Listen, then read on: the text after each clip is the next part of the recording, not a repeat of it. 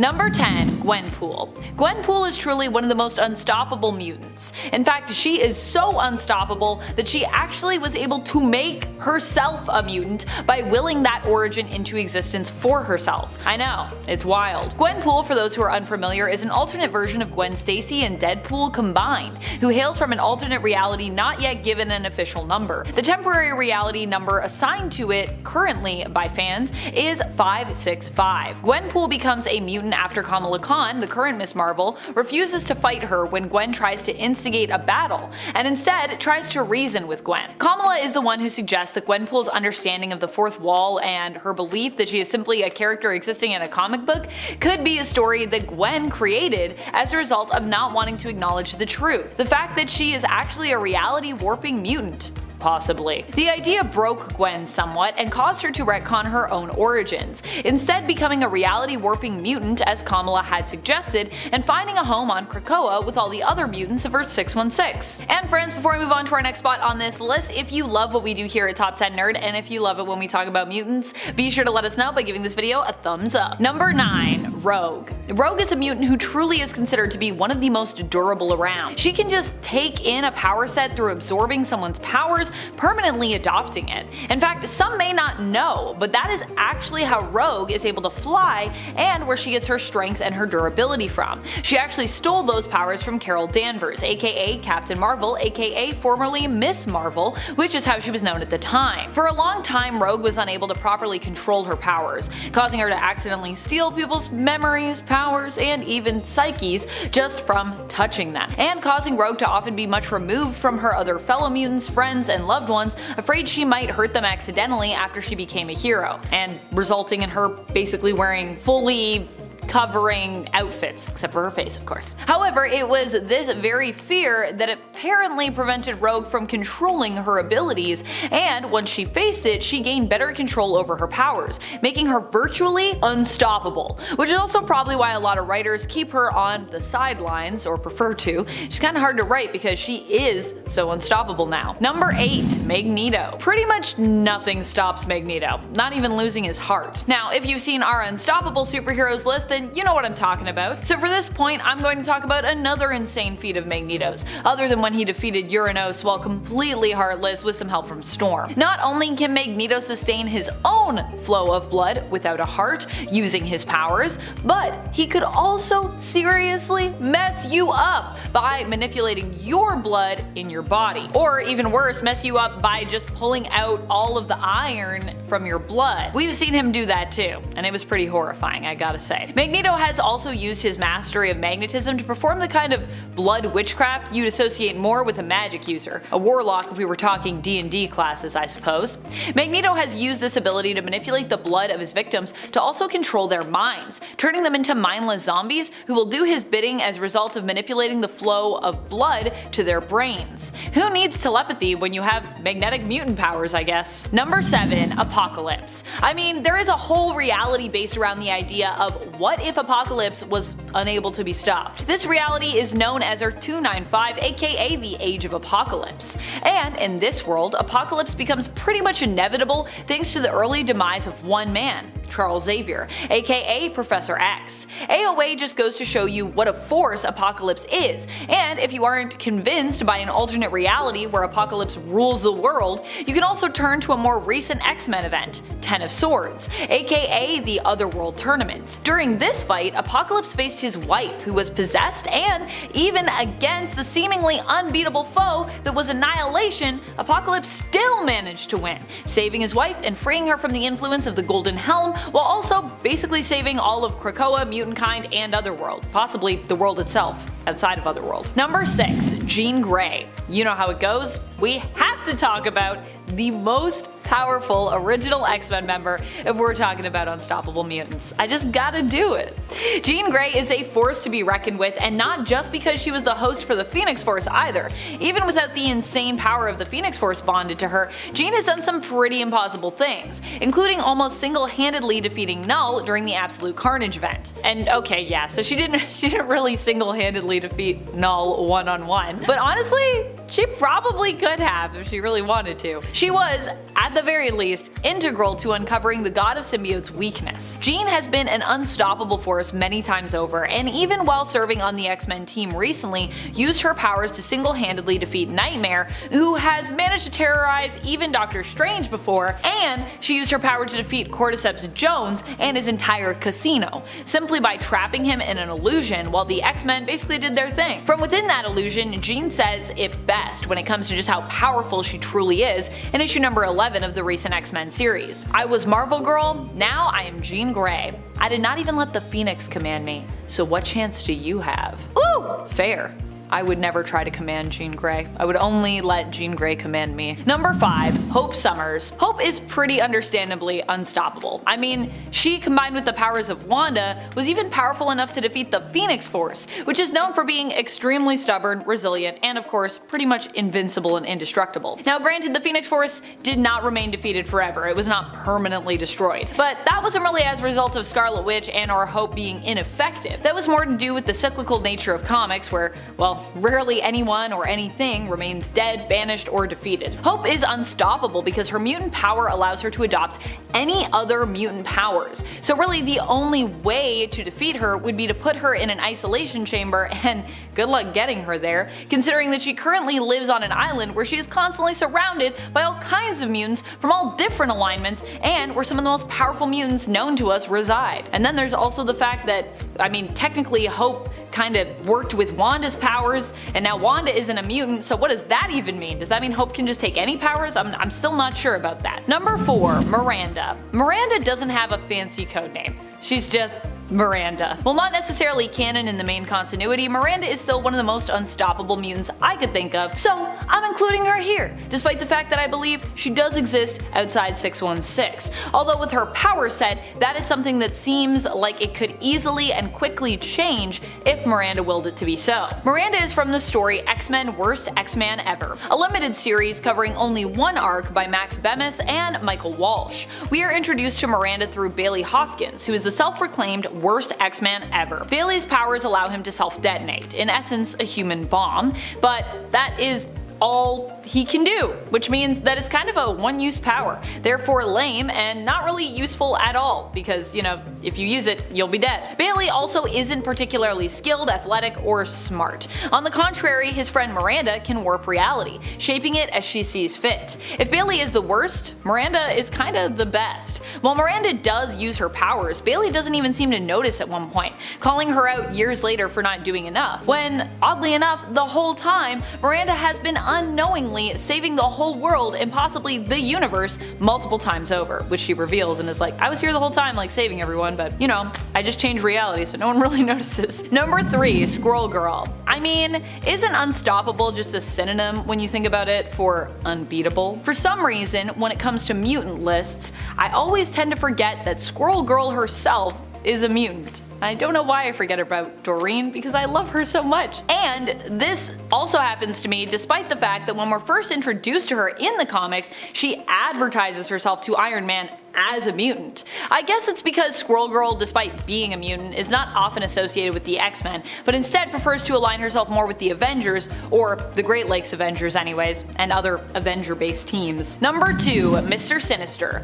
Mr. Sinister might strike you as an odd pick for one of our top spots on this list, but with what he has been up to lately, I gotta say, I think he deserves it. As we ramp up to the Sins of Sinister event, which I'm sure is going to be a banger, but also end up destroying the beautiful golden era that has been X-Men comics recently, and Krakoa. Poor Krakoa. Sinister is quickly becoming the most powerful he has ever been. Currently, this is all thanks to his Moira protocols, as revealed in Immortal X-Men. With the Moira protocols, Mr. Sinister can control the timeline, basically tweaking it as he sees fit to better understand the best way for him to shape the world as he would like it to be. If he makes a change that doesn't actually work out for him in the end, he just destroys that powered Moira clone that he has to erase that change and outcome, and then kinda like tries again. So this allows him, with all the Moira clones that are powered, to try, well, infinite possibilities for what the world could be, which is pretty scary. This is an insane level of power and could possibly make him one of the most unstoppable mutants ever, unless a whole bunch of mutants and heroes are able to do something about this. Though, he might not be the most unstoppable. Number 1. Iska the Unbeaten. Iska is truly unbeatable. Even the closest I have ever seen to her being beaten, she wasn't really beaten at all. She still won, but in winning, she also kinda lost. Does that make sense? Let me explain. The Fisher King on planet Arakko, formerly known as Mars, following the events of AXE and the invasion of the Eternal Uranos, who destroyed much of the planet and many of its mutant population, ended up challenging Iska to a battle of understanding. The Fisher King did this as a way of getting back at Iska the traitor, who had turned on her own people in the past, and then did so again when Uranos first attacked the planet, turning on her fellow seats on the Great Ring of Arakko. This is not something Iska chose to do, but something she was forced to do as a result of her power, because she can never lose. And so to beat her in his own way, knowing that he wouldn't win, the Fisher King challenged her to a battle of understanding, where the winner is the one who most truly understands the meaning of loss. Ho ho ho!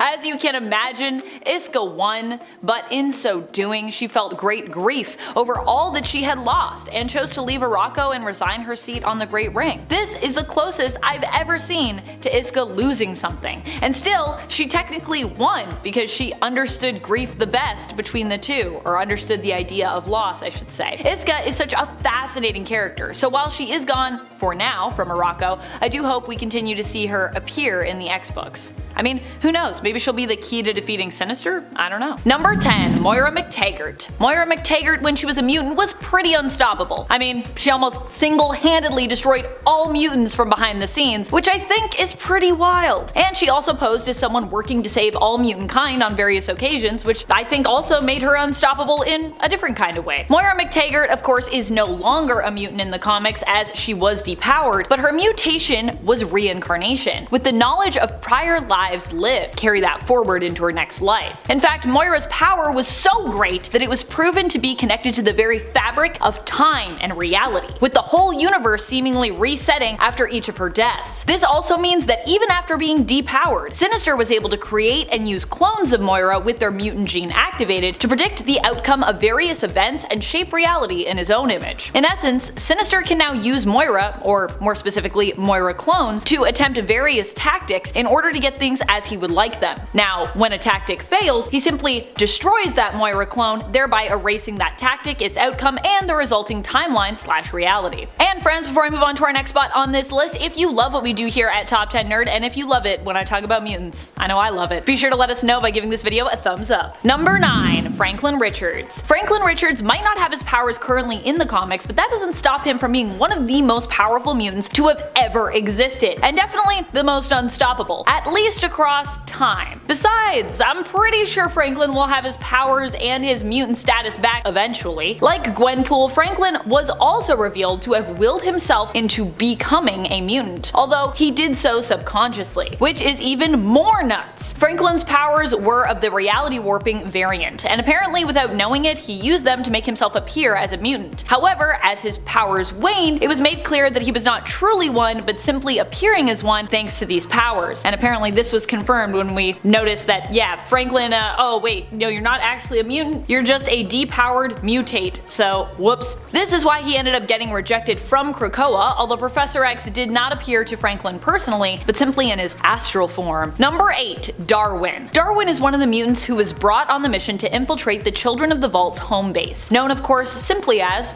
the Vault. Darwin was handpicked for this mission due to his unique mutation, which allows him to adapt to any situation, evolving himself to best survive whatever he comes up against. For this reason, he's pretty unstoppable. This is also why the Children of the Vault valued him and ended up capturing him, because his mutation was also valued amongst them and makes them a lot more unstoppable as they can implement it into their own evolution to help them evolve smarter and faster, making them even more formidable foes for the X-Men. Number 7. Sunspot. Sunspot is a mutant that I feel I do not talk about enough on this channel, so I'm using this list to grow his ego just a little bit more. Sunspot is unstoppable in many ways. He's not only powerful as a mutant, even willing to give his life to save the day, refusing to be stopped by whatever problem comes his way, but he's also insanely ruthless when it comes to the world of business. He is wealthy and so often can break through barriers that some mutants might be limited by due to their income bracket. Besides that, Roberto is probably also one of the most stubborn characters, not even just mutants, that we have in comics, and for that reason he is also personally pretty unstoppable, as he doesn't usually give up or throw in the towel easily. And if you want to talk about power levels, woo! Sunspot has been referred to before as one of the most powerful mutants ever. Now granted, I think he was the one who called himself that, but Bobby's ego aside, I do actually myself believe him to be one of the most powerful. Number 6. Destiny. I love this suggestion from Jamie Dowdy, who commented on our last video saying, "I think Destiny will be the ultimate stop to Sinister. She's got something planned, as always." And I imagine a smirk at the end of this comment. As always, smirk. Because, well, you are so right, Jamie. Destiny does always have something up her sleeve. This is just because she is so good at seeing the future. There is very little Destiny seemingly can't see when it comes to all the multiple possibilities of the world. And I do agree that Destiny will likely play a key role in the demise later on of Sinister. Straight out of the gate, she threw many wrenches into his various attempts to enact his plan. If it weren't for Destiny, Sinister would have succeeded potentially a lot more easily and sooner. Also, people never think of mutants with precognitive abilities as being unstoppable because, well, they're usually pretty squishy, but you don't have to worry as much about being squishy when 1. Your wife is one of the most deadly mutants, Mystique, and 2. You can pretty much just like sidestep almost any and all dangers headed your way by seeing their potential before they have even arrived. Number 5. Emma Frost. Emma Frost is one of the best telepathic minds we have in the comics. She has proven herself to be even more powerful than some of the most iconic telepathic mutants, such as Professor Xavier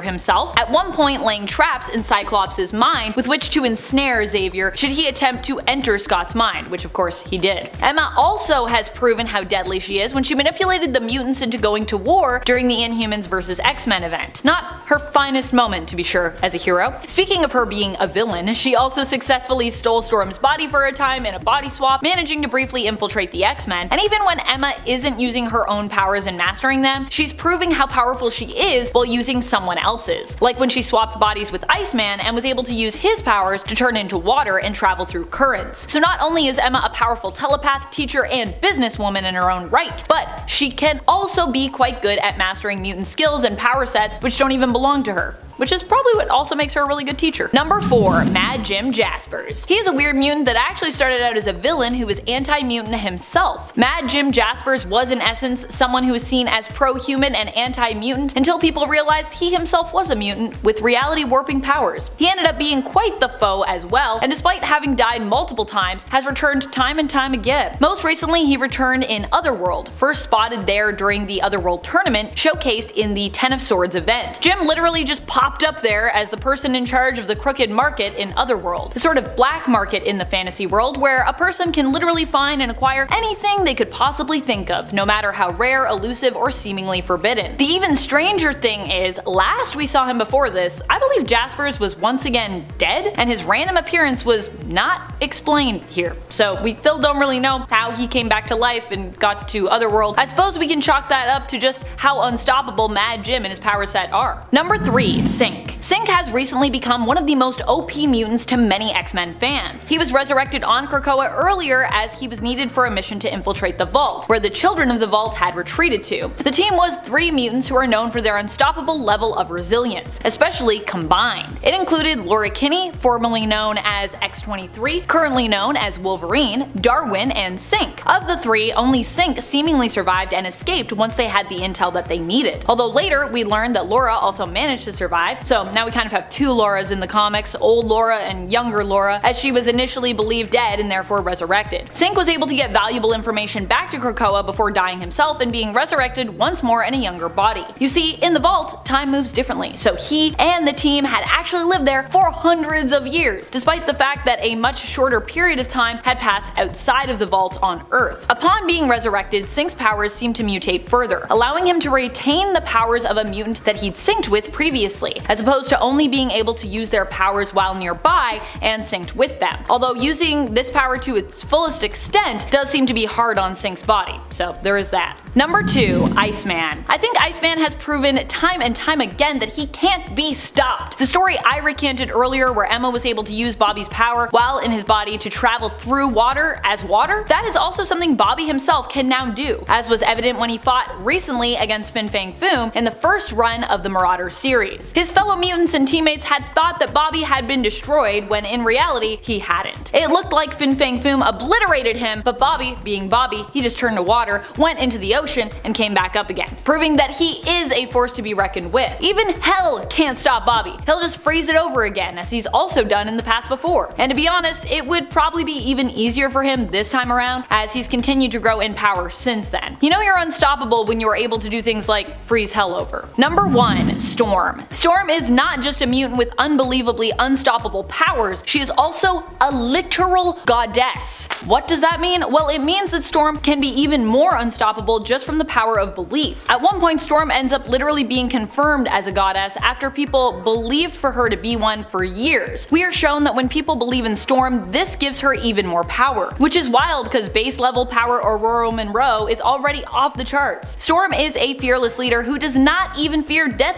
himself, even going so far as to dance with a version of Death, Apocalypse's son, and one of his original 4 horsemen. And she beats Death in combat too, which is pretty wild. Of course, you know, this isn't Mistress Death, but it simply goes to show how fearless Storm is, whether we're talking literal death, metaphysical death, or an alternate representation of death. Number 10. Jean Grey. Probably the most iconic mutant to have ever merged with the Phoenix Force and acted as its host would be, of course, Jean Grey. And there are many who would also consider her to be still one of the most unstoppable hosts for the cosmic entity pretty much of all time. This isn't even just because of feats she has accomplished while merged with the Phoenix Force, but because even without it, she is known as a force to be reckoned with. Or maybe not reckoned with. I mean, I know I wouldn't want to deal with that reckoning. I'm not messing with Jean. I don't think you should either. And friends, before we move on to our next spot on this list, if you love what we do here at Top 10 Nerd and you love it when I get to talk mutants, I love when I get to talk mutants, be sure to let us know by giving this video a thumbs up. I know I'll be giving it a thumbs up because I get to talk about mutants. Woo! Number 9. Stepford Cuckoos. The Stepford Cuckoos are like Emma's children. Basically little Emma clones that were made with her own eggs, which were actually stolen from her when she was comatose. So genetically speaking, they are like Emma's offspring, but also were made almost exactly in her image, hence, you know, why we sometimes refer to them as clones. Kind of a little bit of both, really. Like Emma, they too have been considered by the Phoenix Force as potential preferred hosts. For a time, they were even chosen by the entity to act as its hosts, with 3 out of the initial 5 who were still alive at the time becoming phoenixes, and the other 2 being resurrected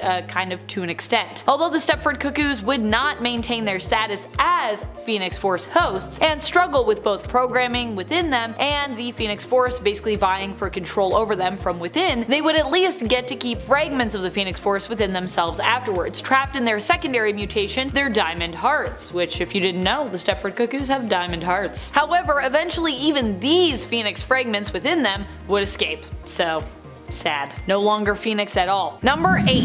Magik. Although Magik wasn't a host for the Phoenix Force for as long as some of the others have been that are on this list, she is still one of the most capable mutants in my mind to have been a host. Magik is Ilyana Rasputin, younger sister to Mikhail and Pyotr Rasputin. Her mutant power is known to be teleportation, but thanks to her ending up trapped in the limbo dimension for basically years, she is also pretty adept when it comes to experiences with demons and with magic. For a good long while, Magik was the ruler of limbo, and while in that realm possessed unlimited power, and even when outside of it, Magik was probably not someone that you would want to mess with. Even today, even with her not being the ruler of limbo, you don't want to mess with her. She not only is a mutant teleporter who is gifted in magic, but she is also an amazing fighter as well. The only reason that she even lost the Phoenix Force was because she was willing to take things further than her brother Colossus was at the time, who was also a host, for a piece of the Phoenix Force. This prompted a disagreement between brother and sister, with basically Spider-Man egging them on because it was to his advantage advantage. Their fight escalated and resulted in them both losing their connection to the Phoenix Force, which was instead passed on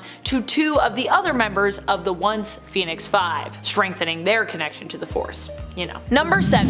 Namor, or Namor. Namor is simply one of the most powerful mutants around. Completely unstoppable in that almost every element of the character, in terms of power anyways, is considered to be close to, I would say, a 10 out of 10. Maybe even higher than that. Namor's pretty powerful. Namor is super strong, durable, can fly, can survive underwater, and is royalty, often having the full support of Atlantis, which he can pretty much call on at any time. He's smart, conniving, and ruthless, which makes him probably one of the most unstoppable mutants to have ever existed, even considering the fact that he is actually the first mutant to have ever existed at Marvel Comics. Fun fact. Namor didn't have the power of the Phoenix Force for long when he was part of the Phoenix Five, but what he lacks in length of time as a host, he definitely makes up for in raw, default power of a mutant, and also just as a character. Number 6. Emma Frost. Emma Frost is a mutant who we know as being super powerful just kind of by default, I would say. This isn't even so much because of what she is capable of with her powers, although that too is quite impressive, but because Emma is both a survivor and a thriver. She's just a powerful character. She is resourceful, smart, cunning, and hardworking. As a result, there isn't much that Emma can't do when she puts her mind to work. And I don't just mean psionically as a telepath either. Emma is an extremely successful teacher and businesswoman besides, which is all a testament to the strength of her sense of determination, and I think to an extent of her character. Emma ends up being one of the last mutants standing amidst the Phoenix Five during Avengers vs. X-Men, and this isn't the only time that Emma would end up as a host for the Phoenix either. Emma had actually already ended up as the host for the entity prior to this event, albeit temporarily, although of course that time around she almost completely was corrupted by the sheer power of the Force, so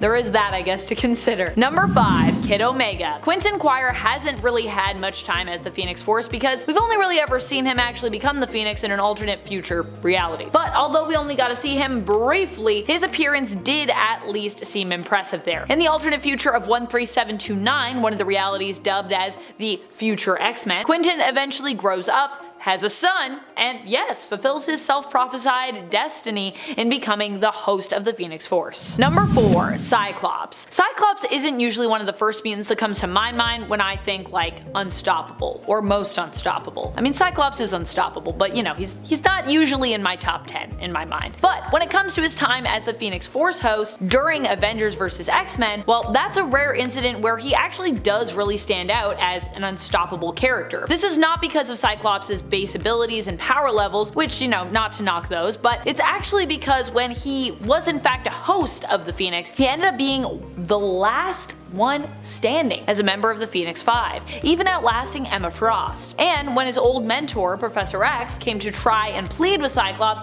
basically free him from the Phoenix's influence, helping a whole cast of superpowered characters to defeat him, even that failed to actually stop Scott, which is pretty crazy. In fact, all they succeeded in doing there was basically pissing Scott off, which resulted in the Phoenix-infused Cyclops killing Charles in response. Number 3. Rachel Summers. Rachel Summers has the potential to be even more impressive than her own mother when it comes to her capabilities with the Phoenix Force. She is the alternate reality daughter of Jean Grey, aka Marvel Girl, and Scott Summers, aka Cyclops. And she's also kind of the daughter of the Phoenix, I think, because I think in the reality she hails from, 811, Jean and the Phoenix are like merged too, so she's also kind of literally the Phoenix's daughter. She might not be quite as untamed as Jean is, but in fact it is Rachel's more tempered sense of control as the Phoenix host that makes her so powerful. Rachel has been depicted as a more stable Phoenix host in comparison to Jean, and despite her own fiery persona, is a lot less likely to go off the rail and do something crazy like, you know, destroy a planet. Even though technically that wasn't even really Jean exactly who did that, but the Phoenix who had adopted Jean's consciousness and was in essence basically impersonating her.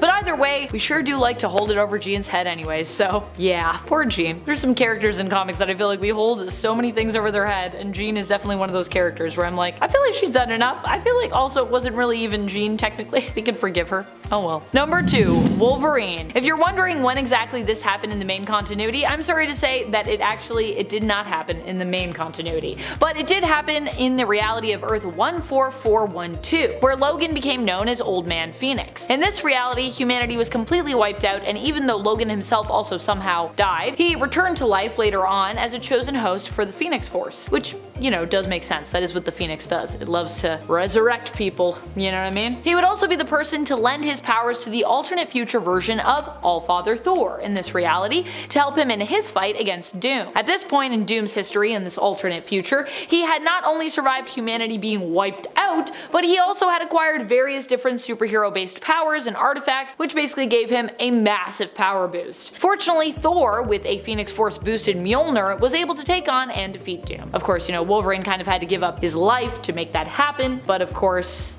it's the Phoenix Force, so afterwards Logan was just brought back, because that's how the Phoenix Force do. Number 1. Hope Summers. Definitely one of the most powerful Phoenix Force holders out there among mutants would have to be Hope Summers. Hope is just hands down one of the most powerful mutants around, period, and is basically nigh unstoppable, just like across the board. Well, I mean, you might be able to stop her if you have like a bunch of clones of Moira McTaggart at your disposal, which you can then use to build and explore a multitude of possibilities via the creation and destruction of alternate timelines. I digress. Most people don't have that anyways. Other than that, I would say that Hope is pretty unstoppable. She's so powerful that many writers tend to just completely leave her off the table, or make it so there is some reason that she can't really be actively involved in the story. She's just a little too powerful. Case in point, when she was at the center of Avengers vs. X-Men, but basically was relegated to the background for most of that event, with the excuse of kind of it basically being for her own good or her protection. And yet even in that story, she was instrumental in solving the problem of actually what to do with the Phoenix Force, with the help of Scarlet Witch using it to bring back the mutants and then defeating the cosmic entity by in essence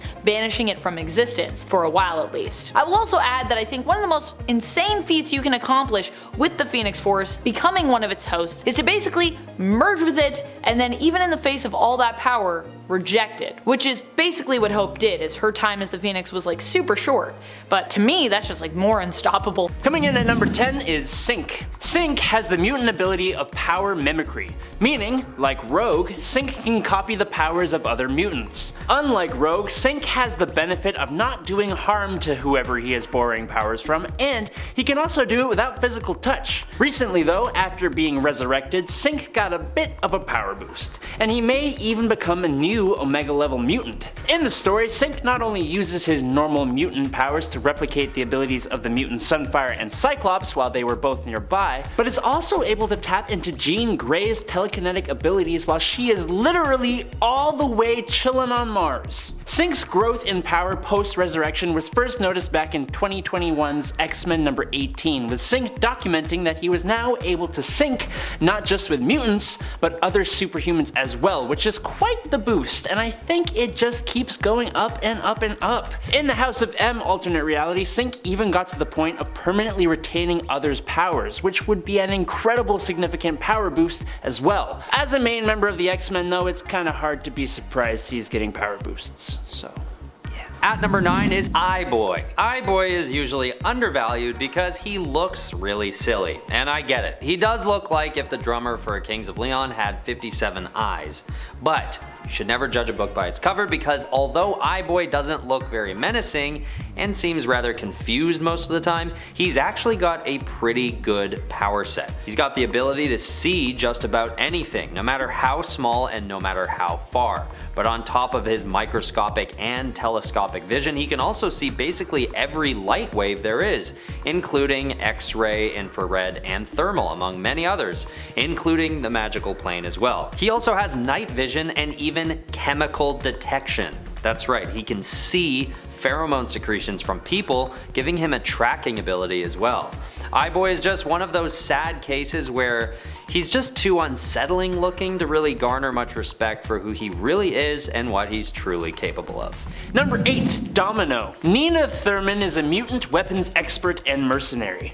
Under the name Domino, she was introduced in the early 90s as a member of X-Force. Domino is a survivor of a bunch of unethical scientists who were trying to create the perfect weapon. Tale as old as time, really. But this means Domino has all the talents and skills you would expect of an expert mercenary or secret agent. But we're here to talk about powers, and Domino's are unique to say the least. Domino has probability manipulation powers, meaning she is almost always lucky. She exudes at all times a subconsciously activated field that alters the probability of occurrences in her line of sight in her favor. This means that whenever she is stressed, excited, or focused on something, things will go improbably well for her, and quite poorly for her opponents. Now there is a caveat to this. She needs to actively be trying to help herself for her power to work. So like, if debris is falling from the sky and was about to hit her on the head, she would still be hurt if she just stood still. But if she tried to avoid that debris, she would move perfectly to avoid each and every piece about to hit her. Now the full potential of Domino's abilities hasn't actually been fully realized yet, and Marvel has a knack for updating powers whenever they want. But with an ability to be lucky, there's only a finite amount of things you can't do. At number 7, we've got Forget-Me-Not. Forget-Me-Not might also be a case of people judging a book by its cover because he doesn't really look too menacing, if we're being honest. But to be fair, his powers do also sound pretty lame at face value, so it could be that. Basically, this mutant can't be remembered by anyone he meets once he's out of sight. And as sad as this must be for him in his personal life, Forget-Me-Not can use this power to his advantage in a huge way in the right circumstances.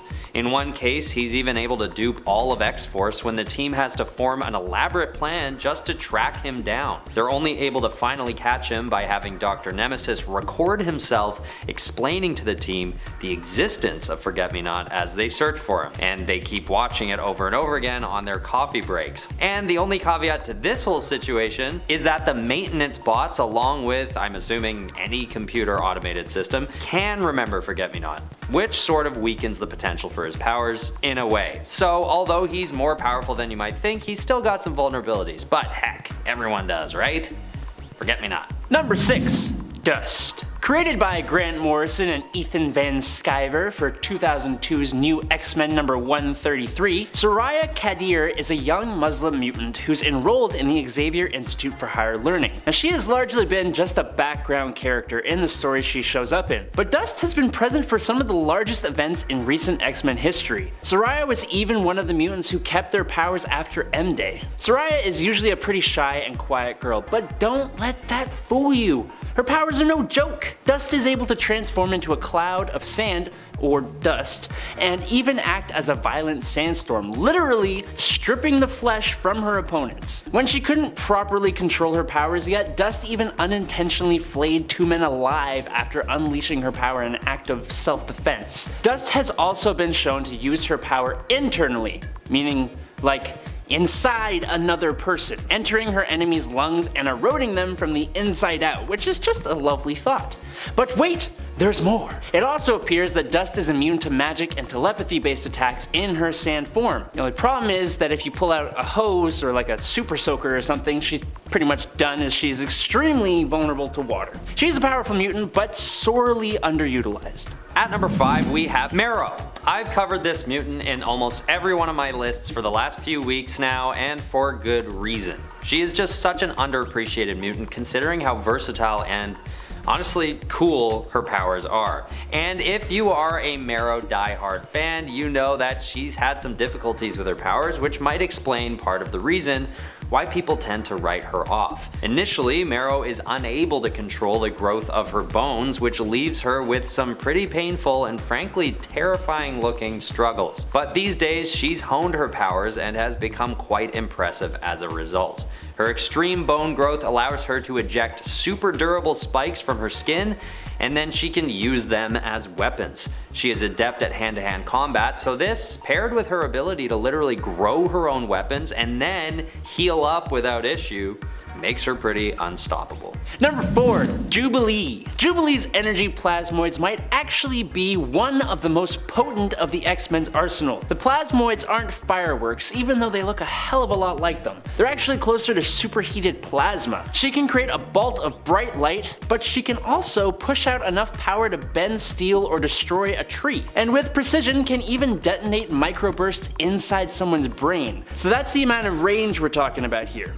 But but that ain't all. It goes even beyond that. As Jubilee's Generation X instructor, Emma Frost, once speculated, if wielded properly, Jubilee could detonate objects on a subatomic level, meaning this unassuming mall rat can cause explosions of atomic proportions. She's a highly underrated character in the comics and gained a lot of popularity in the 90s thanks to the X-Men TV show. And while she's gone in and out of having powers, she still remains one of the cooler characters in the X-Men's lineup. At number 3 is Morph. Morph might sometimes be underestimated because of his funny disposition and his somewhat harmless look. With one of the best personalities out of all the mutants in my opinion, Kevin Sidney uses humor to work through his internal issues after his mother's death.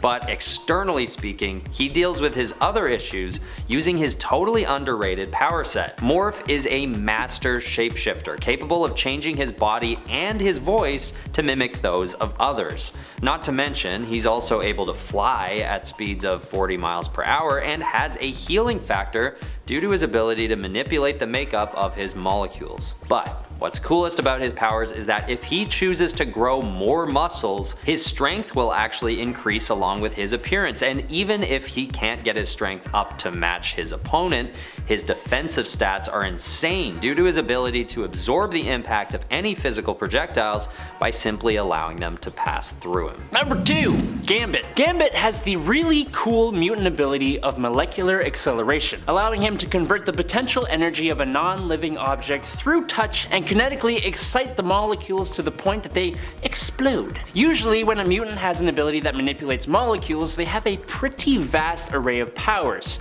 But for Gambit, he mainly uses his abilities as attacks, charging up his signature playing cards and bow staff. But in an alternate universe, there is a future variation of Gambit known as New Sun, who is what Gambit would be if he reached the full potential of his power. He can manipulate kinetic energy down to a molecular level, meaning New Sun can charge objects and living beings without being in contact with them. He can stop objects that are in motion and make still objects begin moving. He can turn into a wave of energy, letting him travel through space and other dimensions, and he was even able to defeat the Dark Phoenix in his own universe by himself. We do see 616 Gambit use a lot of the same abilities as New Sun in a fight between the two in Gambit's 1999 solo series, but just knowing the potential this awesome Cajun sensation can reach, ooh, it's spicy. At number 1 is Chamber. Chamber is another underrated mutant with a power set that isn't quite appreciated the way it should be. It may have something to do with the trauma that Jonathan Starsmore goes through to acquire his powers, and further how that experience hinders him from achieving certain goals that other more accomplished mutants are able to. Basically, Chamber has what's described as a furnace of psionic energy stored in his chest, and when his powers are first discovered, this energy explodes out of him, destroying the lower half of his mouth and blowing a hole in his chest cavity, forcing him into intensive surgery to reconstruct the lost body parts. Eventually, he hones his powers to a point where he can aim psionic blasts on command, which is kind of like Cyclops, except in this case it's coming out of a hole in his chest.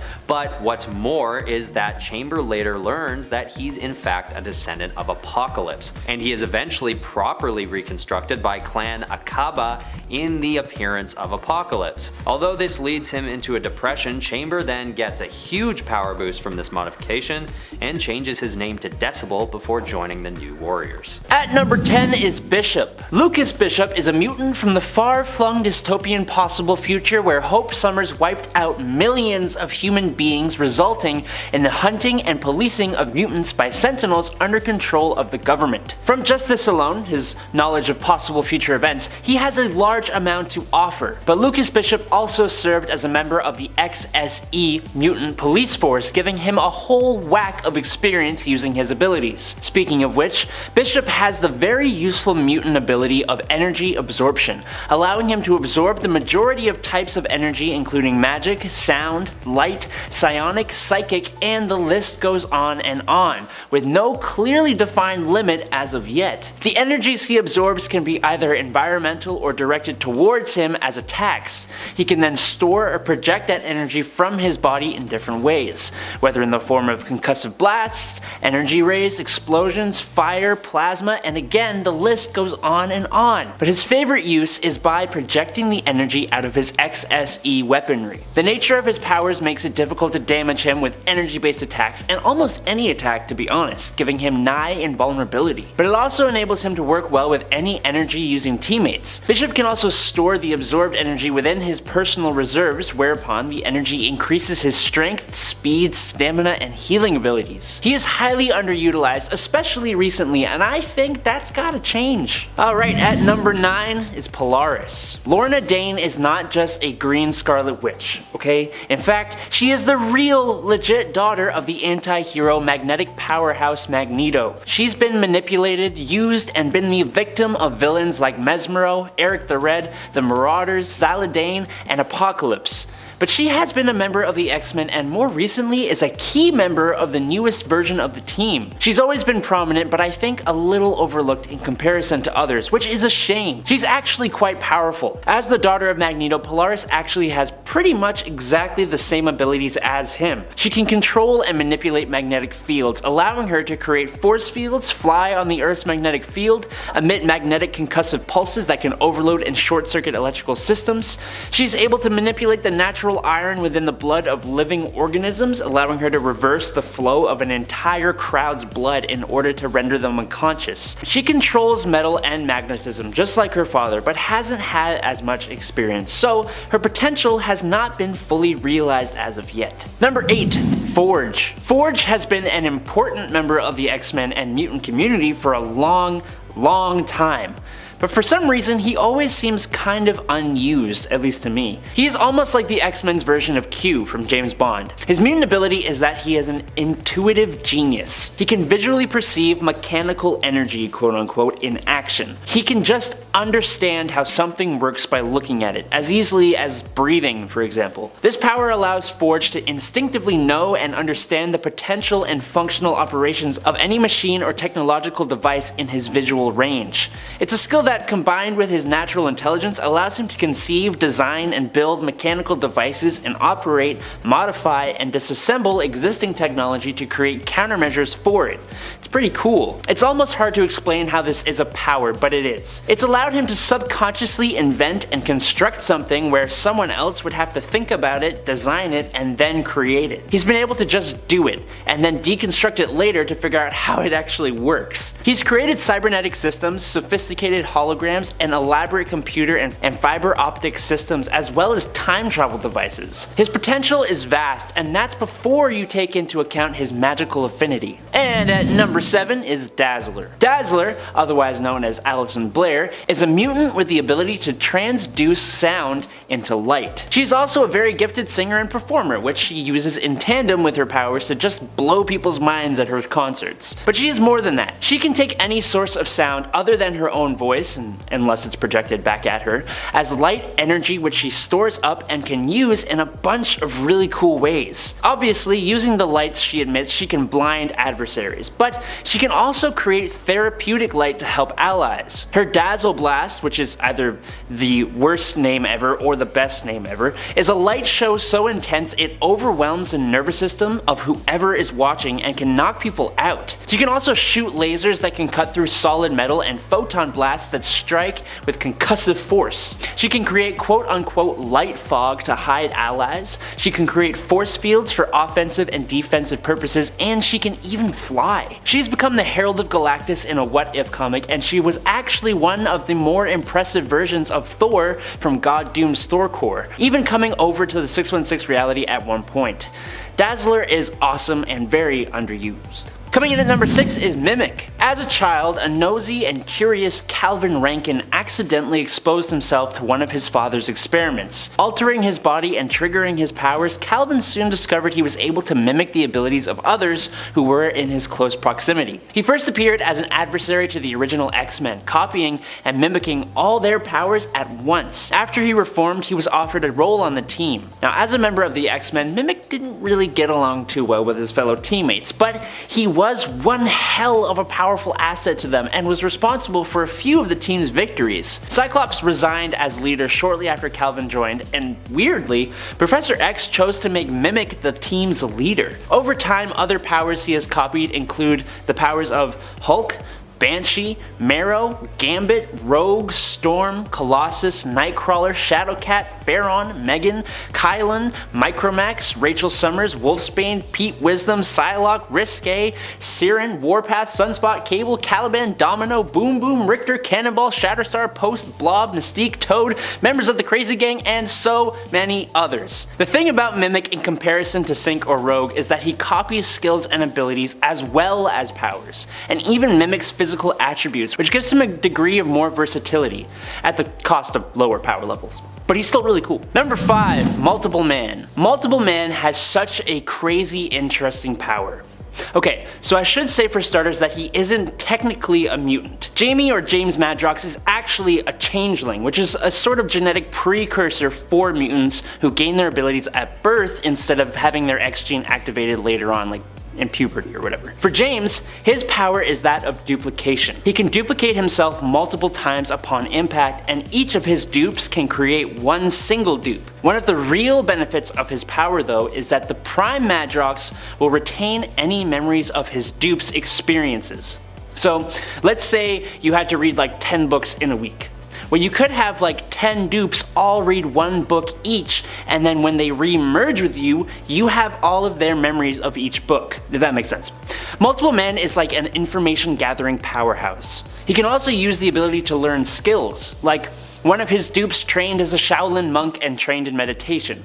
One was a trained EMT, one audited an anatomy class for 6 months, one passed the New York bar exam, one claimed to be the world's greatest detective, and just stuff like that. In his self-title coming from 2018, he even goes into a future world that is completely ruled by Magi, which is the plural for Jamie's dupes. I'd love to see his potential shown in the MCU or something, it would just be so entertaining. And at number 4, Blink. Do you know in the beginning of the X-Men Days of Future Past live action movie when there's that really cool fight scene in the bunker between some mutants and the ultra advanced Sentinels? Now you know that mutant that was firing out portals and stuff and doing all that jazz? That is Blink, and she is so cool. Clarice Ferguson's power has a few different uses. Obviously there are the bright pink portals, but she can also throw that same energy as a sort of missile that will teleport those, or even parts of those, that she hits. The range of her power is actually quite impressive as it has a potential range of as far as the moon and back, which is pretty freaking far, if you know. With the potential of her abilities and the cool way it is used, and even just how awesome it looks, you'd think she would have done a lot more, but she seems to not really have a whole lot of meaningful appearances. Except, if you want to see her being as amazing of a character as she should be, find her in Age of Apocalypse.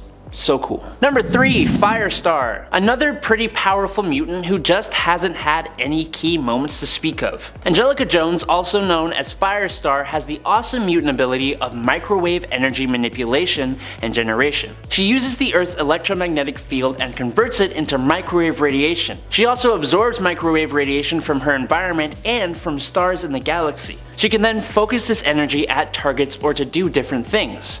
She can set targets on fire, explode them, and even melt them. She is consistently keeping her powers in check because she has the potential to damage the entire Earth and its atmosphere with her abilities, which is why she is even more powerful in space, where she isn't limited by the fragility of the Earth. Out in the cosmos, she has been able to easily produce an attack that injured Garthon Saul when he possessed the energy of the entire Nova Corps. And she also used her abilities to power a massive Shi'ar interstellar transport gate with very, very little effort. She's even been able to disrupt the psionic powers of others using her own power. Most impressively, Emma Frost. She is still young and learning to use her powers, but she needs to be more than just one of Spider-Man's friends because she is a powerhouse of potential. And at number 2 is Husk. Paige Guthrie is part of a family that has a lineage of mutant abilities.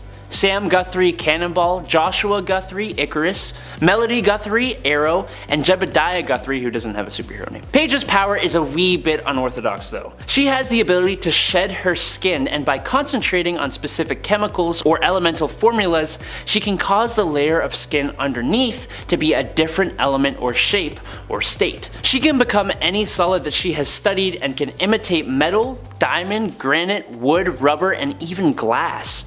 She's been shown to turn into a sharp-toothed lizard once, which is weird. She doesn't have perfect control over her abilities at this point in time, but when she transforms, she obviously gains different abilities depending on what she turns into. She's granted herself super strength and durability, flame generation, and many other different things. Her shedding lets her get rid of dirt or sweat and even minor injuries, which is both cool and kind of a little freaky, but she has all kinds of potential if she is given the time to properly train her powers. And in at number 1, Megan or Megan or Megan or however you want to say it. If you were a fan of Excalibur in the late 80s and early 90s, then you'll likely know who Megan is. That's with 2 G's. Megan is a unique character like most of the mutants are. She's a mutant empath with the ability to shapeshift, but she is also an elemental of great power, and she's even got a dose of fairy heritage. Her list of abilities is a little hard to define, as it is with most shapeshifters, and it can even be augmented by her connection with the earth. She is transformed into a Godzilla-like dragon that could breathe fire, and even a werewolf-like creature with all the enhancements that can afford. Megan has also shown through her environmental connection and mutant empath abilities to be able to adapt to situations and also to the emotions of those around her. So for example, she can grow gills and fur, or become prettier when those around her think she is ugly. She can also turn into other superhumans as well, gaining their powers but with less potential, which even worked when she became a female version of the Silver Surfer, which is kind of nuts. She is resistant to reality warping powers, and she even has a true form where she can manipulate elements, fly, and manipulate magical energies. She is a highly capable mutant and character, she just hasn't really done a heck of a lot since the 90s, and that's a shame. Coming in at number 10, it's Toad. Toad has been a member of the Brotherhood of Evil Mutants, and by extension, a part of the mutant community for a hot minute. But in my opinion, Mortimer Toynbee hasn't really been utilized as much as he should be given his massive list of abilities. Toad has a degree of superhuman strength, specifically in his back and legs, which allow the little weirdo to jump around 25 to 37 feet, and he'll kick you so hard you ain't getting back up. He's got flexible bone structure, superhuman stamina, durability, reflexes, and agility. Toad, like a lot of super beings, has a regenerative healing factor, but unlike a lot of mutants, he has UV vision, a super strong 30-foot prehensile tongue, acidic saliva, sticky paralytical resin out of his pores, and pheromone secretion. I can understand why he isn't exactly at the top of the mutant landscape, partially because he's kind of really gross, and just overall unpleasant, but he does have a hell of a lot of abilities to offer. Number 9, Ricochet. Now I don't know if this is cheating, because you slap some web shooters, super strength, and the ability to do everything a spider can on this mutant, and you basically have Spider-Man. In fact, the superhero name and costume used by Jonathan Gallo was originally used by Peter Parker as a secondary superhero identity when Spider-Man was framed for ending someone's life. But enough about Webhead. Jonathan Gallo is a mutant with the abilities of superhuman agility and reflexes, with his agility allowing him to jump long distances, and when he combines his powers, he can almost bounce off walls in a sort of, I don't know, ricocheting type movement? But that's not all. Ricochet also has another mutation in the form of his danger sense, which is totally not the same as spider sense, except it sort of is. It allows Jonathan to sense danger before it happens. Now with his agility, reflexes, and danger sense, this mutant possesses 3 of Spider-Man's more useful abilities, but he's just different and cool enough that I can still respect him as more than some cheap knockoff. Number 8, Lifeguard. Lifeguard, or Heather Cameron, arguably has one of the most useful mutant powers possible. Her ability is called Danger Detection Response, and basically what it means is that she can detect danger to her or others' lives in her vicinity, and she can literally evolve whatever powers are necessary for her to stop those lives from being lost. She can gain more than one power at a time and is able to control said powers after just a few seconds. It also seems to be kind of limitless in what she can do. Her situation biomorphic adaptations have taken the form of growing wings for flight, extra arms arms for carrying and super strength, her skin turning into a sort of golden metallic super awesome armor, gills for underwater breathing with her legs even turning into a fishtail for better swimming ability, as well as simply upping her strength level from normal to superhuman. It's almost too fitting that she was an actual lifeguard before her powers emerged. She's a literal lifesaver. Number 7. Forearm. Michael McCain is the mutant under the name Forearm. An exceedingly clever name, as this mutant's ability is that Forearm has 4 arms. Oh boy. Alongside his 4 arms ability, Forearm also has access to super strength, stamina, and durability. Because honestly, Forearms isn't exactly gonna save him in the majority of mutant conflicts. That being said though, I would kill to have 2 extra arms. I just can't help but imagine how useful that would be.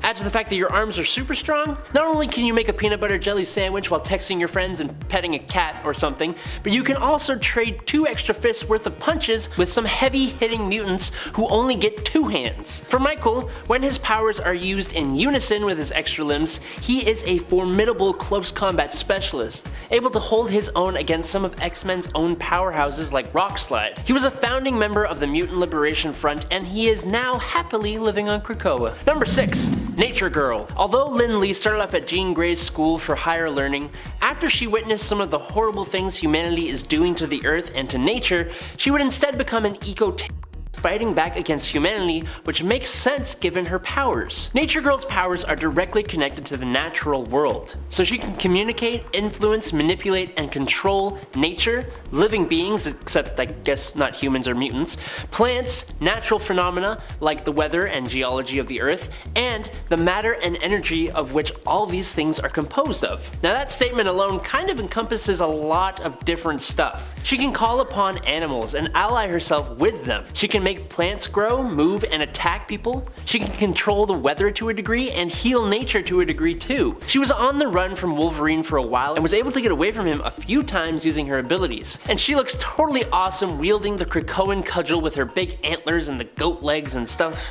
Super cool. Number 5. Miranda. The only reason this character is on this list is because a lot of people have not heard of her. She doesn't even have a last name. Miranda had powers that appeared at first to be cosmic level reality warping. Warping on a level the Beast created the term Omicron level mutant to call her. He thought she was able to manipulate reality while somehow completely avoiding any damage to space or time. Like when she has stopped the Juggernaut in his path by making a well appear right below him that he was falling down millions of miles. But what Miranda's mutant power actually was control over all of Marvel's continuity. She is the one who has been keeping all of Marvel's mutants young. She's the reason the old Nick Fury got replaced by Samuel L. Jackson, and she's the reason Bucky Barnes came back as the Winter Soldier. At least, she is in this alternate universe of Earth TRN 656, the one from X-Men Worst X-Man Ever. I'm just kind of curious to see if this ultra powerful mutant will ever show up in other stories or even the 616 universe at all. Number 4. Banshee. Sean Cassidy has been around for one heck of a long time in the world of Marvel's mutant community, and he has done some pretty prominent things, but his power doesn't seem like it's all that impressive, and he is kind of looked over when thinking about the mutants,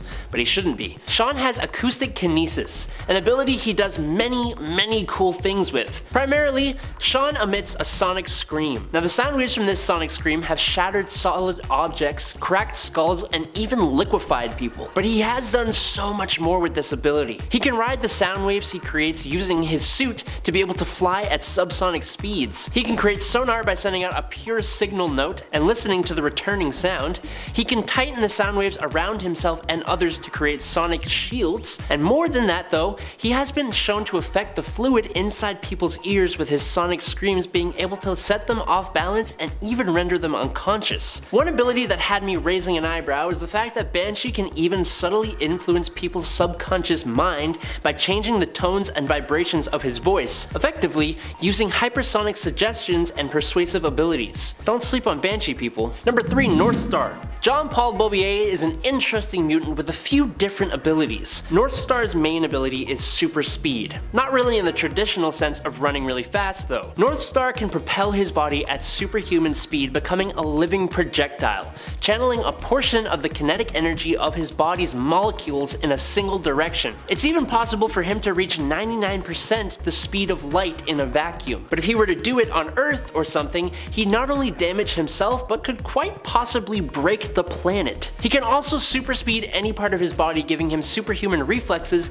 and an incredibly fast metabolism to heal wounds. What's really cool is that since he is taking atomic motion from the muscles, his muscles become closer, making him superhumanly durable, allowing him to survive moving at the speeds he does without tearing himself apart. He also uses his ability to fly by projecting the kinetic energy downwards, which in turn lifts him upwards. Northstar used this ability to basically cheat as an Olympic skier, which is kind of really unfair, but whatever. And we haven't even talked about his photokinesis and concussive blasts yet, and we're not going to, so moving on. Number 2, Sage. Sage is a super genius with a brain more powerful than any computer in the world, granting her perfect memory and rapid analytical abilities. She can come up with the perfect plan in an instant, learn just about any skill without having to practice it, remember everything she's ever experienced, perform multiple tasks at once by allocating a partition of her brain to each task, and, thanks to training with Professor X,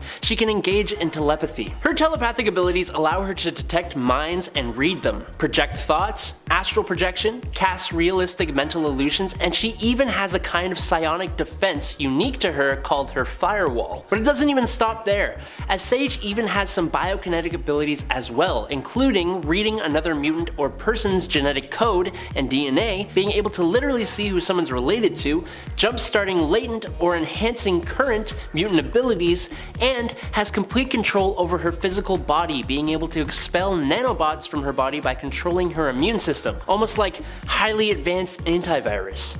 She needs more time in the spotlight, like desperately. And in at number 1 is Negasonic Teenage Warhead. You may remember Ellie Phimister as the super angsty Negasonic Teenage Warhead from the Ryan Reynolds Deadpool movies. And while that character was both hilarious and awesome, she is kind of pretty different in the comics. Obviously, she is still a teenager with that ridiculous yet awesome name, but her powers seem to be vastly different. Ellie's powers are psychically based, and primarily take the form of precognitive nightmares and premonitions, meaning she sees the future. Specifically, she saw disasters before they happened, which kind of explains the heightened teenage angst thing. But she would go on to start having glimpses of danger in the near future, which allows her to plan ahead or avoid attacks. She also possesses other psychic abilities like telepathy, telekinesis, and has been able to levitate. But maybe strongest of all is her abilities of reality warping and particle manipulation and absorption. Plus, some of the superhuman starter pack abilities including strength, speed, durability, and reflexes. As well as just being an awesome character, partially due to her texting movie counterpart. In at number 10 is Beltane. Beltane is a mutant you may likely not have heard of. Her real name is currently unknown, but we know she was part of a group of Romani gypsies. She was captured by the Latverian monarch and awesome supervillain Dr. Doom and experimented on,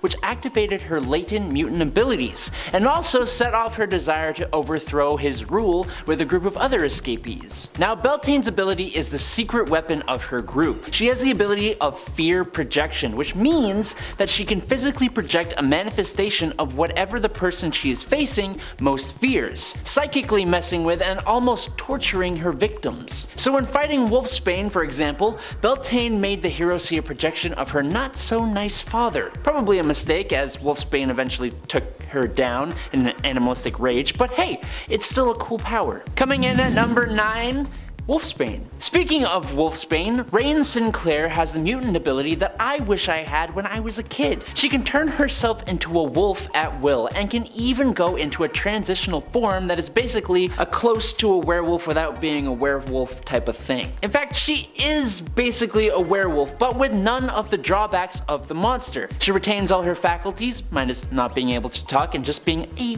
little bit feral, and is not forced to change only at night. Rain grows much larger than her human form when she changes and gains access to some enhanced strength, which, coupled with the body of a wolf, grants her enhanced speed and reflexes as well. She gains heightened senses similar to a wolf. The thing with Wolfsbane is that she is both a wolf and a human, so she gains the benefits of both, like almost stacking on top of each other. Unlike wolves, or humans for that matter though, she does have an enhanced healing factor and enhanced vision as well, so double thumbs up. Number 8. Abigail Brand. Abigail here is an interesting character. She is technically a human-alien hybrid, as her father hails from the planet Axis, but it's actually her human mother who Brand inherited her mutant abilities from that allowed her to join S.H.I.E.L.D. and then SWORD as an agent and hero. So what are said abilities? Well, she has a form of pyrokinesis known as tactile pyrokinesis, which means that Brand can coat at least her hands in flames that are potent enough to burn through most metals via tactile contact. She can use her abilities to warm up others, but has enough control that she can also set others on fire. So she has some versatility with said abilities. I somewhat kind of prefer her form of pyrokinesis because, I don't know, I just swear there are way too many fire-based heroes who seem to all do similar things. So at least Abigail has her own brand of fire. Sorry, the dad jokes are in full force today. Number 7. Primal. Adam Berman first appeared in X-Men Unlimited number 16 in July 1997, and his story arc was one I actually had a good time reading. It was oddly unique, at least to me. Adam is a mutant, but his ability is a transformative one, and he can easily hide it, which allowed him to kind of play himself off as a non-mutant even though he was trying to join the Xavier Institute. That's what I gathered at least. It was kind of confusing. So you should read his story, but we are here for his abilities, not his story. And those said abilities almost remind me of other superpowered beings like the Hulk and even the Lizard, because Adam can transform into a totally primal reptilian-like form, growing about 50% bigger than his normal self and gaining red glowing eyes. But his physical enhancements are quite impressive. His strength boosts to around a level 10, with the highest level being a 100. But level 1 super strength is capable of pressing 800 pounds through a 25-ton range, so level 10 is nothing to scoff at. Look, just go read his story, okay? Number 6. Adam X. Another Adam! Almost like I liked that name or something. Adam Nuramani is honestly a bit more interesting than the last Adam though. He was a genetically created hybrid of both Emperor Deken of the Shi'ar Empire and Catherine Summers of Earth, created in an attempt to introduce more genealogies to the Shi'ar Empire. Now just as his origin is unique, so are his powers. Adam has the ability of electrokinetic hemopyrokinesis, or if you don't want to hurt yourself like I just did, you can also say sanguine combustion, which also sounds super cool. It basically means that he can send an electric surge through oxygenated blood, which leads to ignition of the electrolytes present in said blood, causing a person to burn from the inside out, which could result in a little subtle warming effect, or it could completely disintegrate a person. So there's a lot of wiggle room here, which is cool. But thanks to his Shi'ar side of things, he also has enhanced strength, agility, reflexes, stamina, speed, vision, and healing. So couple all that with his awesome fighting skills and the cool cybernetic retractable claws, and Extreme is someone you don't want to mess with. Coming in at number 5 is Shatterstar. So I was like this close to including Longshot on this list, but he doesn't even consider himself a mutant, and there's a whole bunch of weird time mojo verse stuff going on, so instead I'm going to do his father and or son, which is a whole other thing in itself. Look, all you need to know is we're talking about Shatterstar. Gavidra 7 learned the arts of battle as a warrior in arenas on Mojo World, where he developed both a sense of honor and incredible fighting skill, but those aren't his abilities. He possesses a large superhero starter pack: superhuman strength, speed, agility, stamina, durability, senses, reflexes, agility, dexterity, coordination, balance, plus a regenerative healing factor and even enhanced learning ability. Curiously though, he actually has hollow bones, which makes him a shim lighter than you would think he is, but also further boosts up his natural physical skills. The cool part of Shatterstar though are his Mojoverse swords, which he can use through his mutant ability to channel powerful vibratory shockwaves, which can be absolutely devastating but also kind of drains him of energy. But after his Mojo time, he can now create X-shaped portals as well that have to be linked to another person who acts as an anchor for said portals. These also drain him of energy, and he has a cooldown of about like 4 days before he can do it again, because this powerhouse needs some kind of balancing. Number 4, Aurora. In the last part of this series, we talked about Northstar, but that mutant has a sister, and guess what? Surprisingly, the mutant gene runs in the family. That shouldn't be surprising really, because genes and all that. Wow, this is a horrible intro.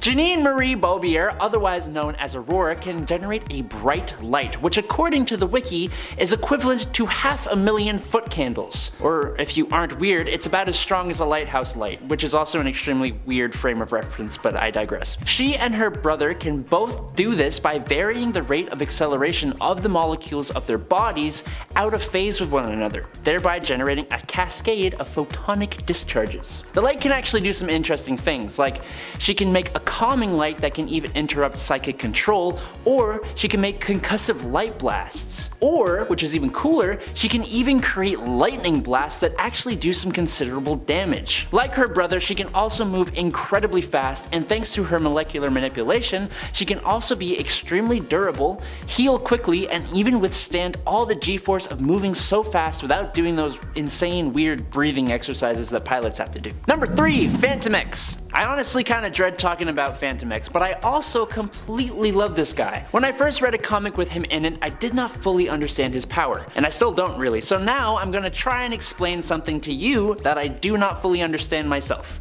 Cool?